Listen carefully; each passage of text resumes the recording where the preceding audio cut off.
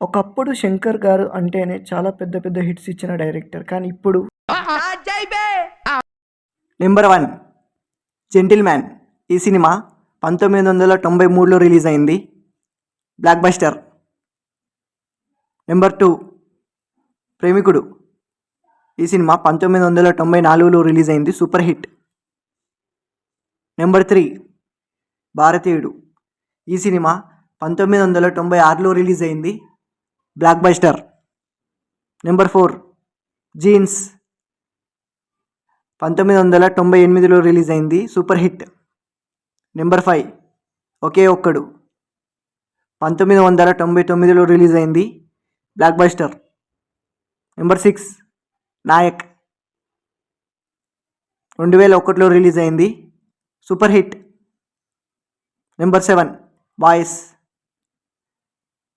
2003లో release అయింది. Hit. Number 8 అపరిచితుడు. 2005లో release అయింది. Super hit. Number 9 Sivaji the boss. 2007లో రిలీజ్ అయింది. Blockbuster. నెంబర్ 10 రాబ్. 2010లో రిలీజ్ అయింది. Tamil industry hit. నెంబర్ 11 స్నేహితుడు. 2012లో రిలీజ్ అయింది. యావరేజ్. Number 12 I. సినిమా అంతా ఓకే, బట్ ఈ పేరు చూడండి, from director of robot.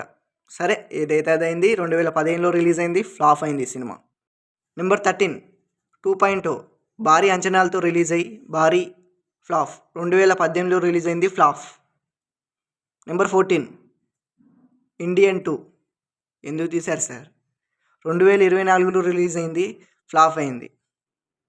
Number 15 game changer. ఈ గేమ్ చేంజర్ అనే సినిమా శంకర్ సినిమాలన్నీ కలిపి కొడితే ఈ సినిమా ఫ్లాప్ అయింది.